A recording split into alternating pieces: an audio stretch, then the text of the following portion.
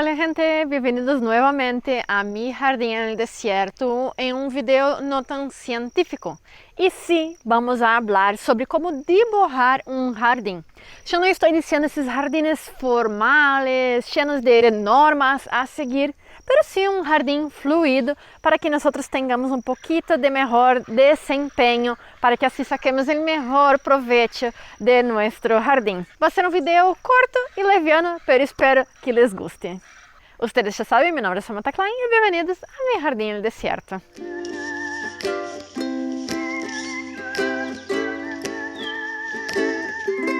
Entonces, hola gente, bienvenidos a más un episodio de mi jardín en el desierto.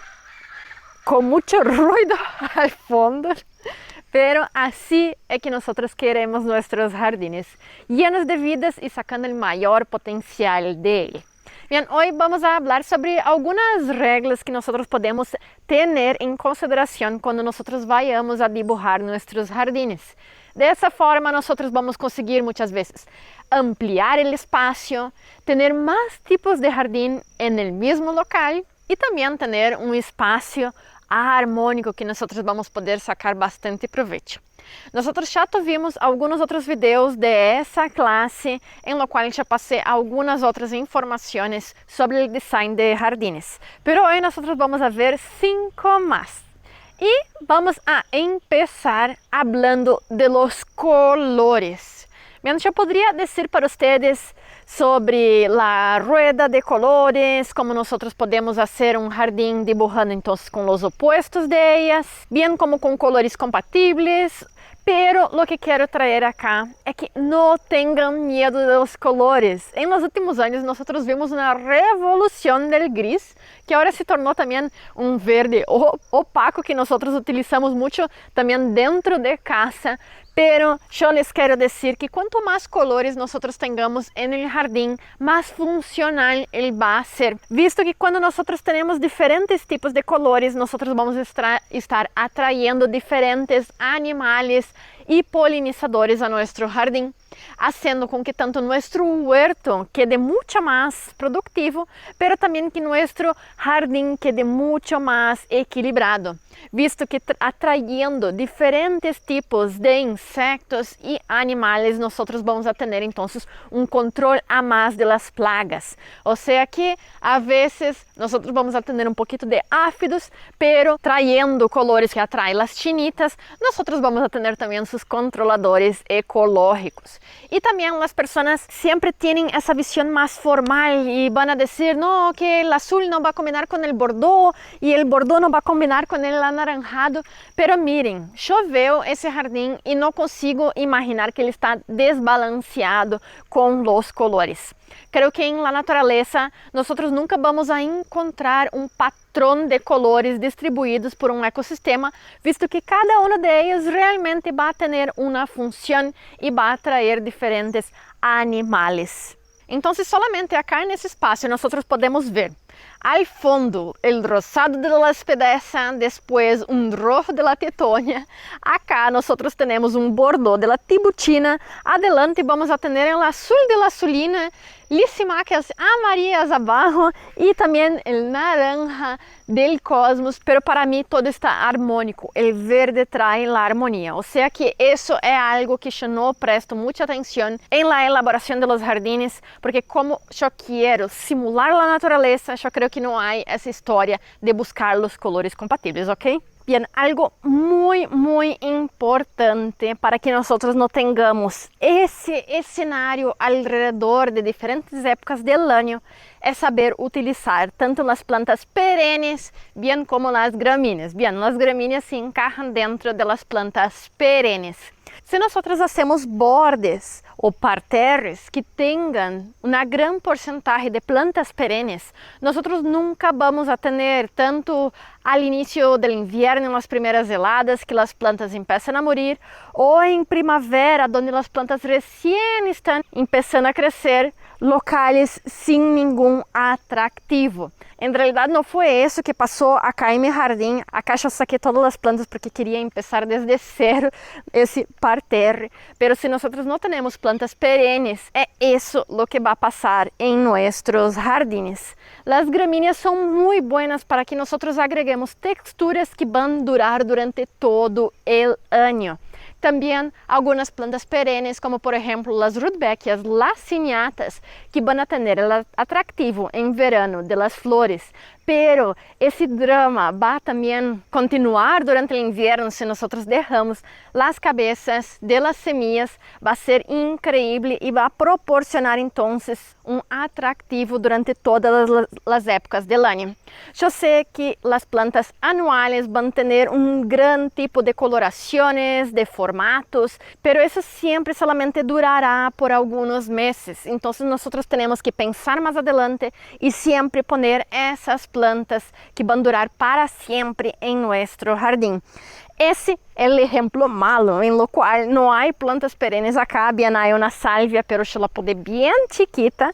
Pero veamos alguns exemplos pouco melhores que esse. Bien, então acá é uma zona de meu jardim onde tenho bom porcentaje de perenes, mais ou menos 60%, eu diria, 65%, pero também tenho muitas anuais que já estão começando a ver-se pouquinho feias porque estamos entrando em el outono.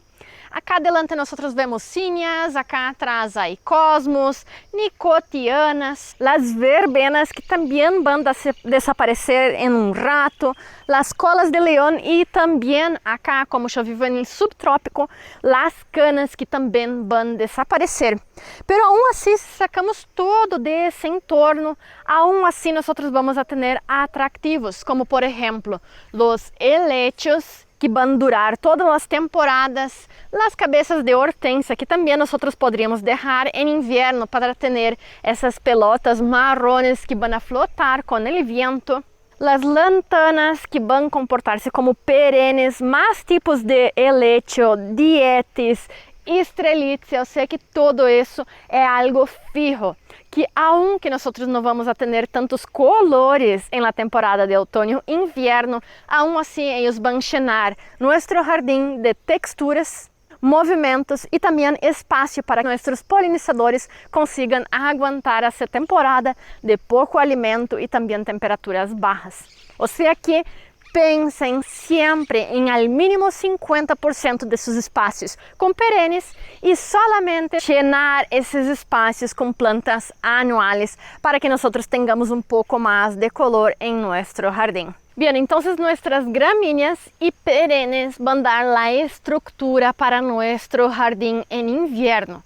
Pero ¿qué pasa en la primavera? Si nosotros pensamos en los colores primaverales, nosotros no vamos a estar hablando de esas plantas anuales. Pero sí, la gran parte de los colores de primavera van a ser otras plantas muy especiales y perennes, los bulbos. Esses como conseguem manter energia guardada em partes subterrâneas que não vão sofrer tanto com o frio. Al início da primavera, no primeiro aumento de temperaturas, já vão garantizar o color em nosso jardim. Ou seja que assim, em inverno nós vamos pensar nessas plantas perenes como as gramíneas que vão ter muitas texturas. Em primavera, o essencial vão ser os bulbos para garantizar o color. E quando empiece a chegar ao final da primavera e ao início do verano, nós já vamos a ter o color predominante de nossas plantas anuais. Ou seja que algo que nós não podemos olvidar-nos em nossos jardines é essa capa de bulbos que nos vão dar esse calor primaveral a nossos jardines. Sea en el estrato bajo, como los jacintos, los tulipanes, bien como el estrato un poco más alto, como los gladiolos, las watsonias, los delfiniums, ellos son esenciales en nuestro jardín y muchas veces nosotros no creemos que es necesario. Pero estoy segura que así nosotros vamos a garantizar la atracción de nuestros ojos a nuestro jardín en todas las temporadas. Muitas vezes nossos jardines não são tão grandes como nós nos gostaria. Tanto porque nós vivimos em jardim de ciudad de tamanho chico, ou quizás como eu acá, que tenho pouco espaço trabalhable, visto que grande parte de minha terra são solamente pedras e eu não consigo ter salvias e todas essas plantas lujosas como eu tenho acá. E pode parecer contraintuitivo que nós pongamos muitas plantas em um espaço chico, visto que nós podemos abarrotar o espaço e parecer então que ele se colapsa arriba de nós. Pero isso em realidade é uma carta em la manga que nós temos, visto que dessa forma nós vamos conseguir fazer microambientes aunque em um pequeno espaço. Trabalhando com capas de diferentes alturas e dividindo o espaço, nós vamos conseguir então criar espaços completamente distintos, solamente dando alguns passos em nosso jardim. E además de isso, nós vamos ganhar em qualidade do suelo e biodiversidade. Com mais plantas, vamos atrair mais insectos como acá e nosso ambiente vai estar mais equilibrado, bem como estaremos protegendo o suelo, tanto em ambientes tropicais do sol excessivo que pode matar os micro-organismos do suelo, bem como em um inverno forte, em lo qual o suelo não vai congelar-se tão facilmente se nós temos essa extra proteção por arriba do suelo. Não tenham medo de atrever-se e utilizar diferentes capas e diferentes plantas em nosso jardim. Estou segura que vocês terão muito êxito com esse método. E há mais um detalhe muito interessante para que nós criemos esses microambientes em nosso jardim. E esse seria criar caminhos meandrados em nosso jardim. Al criar caminhos rectos em nosso jardim, nós estamos sacando então a possibilidade de criar diferentes ambientes em pequenos espaços. Pero, al traer então curvas e meandros a nosso jardim, a cada passo que nós vamos dar, vamos estar aumentando mais aún a possibilidade de trazer diferentes ambientes e diferentes colores a nosso jardim.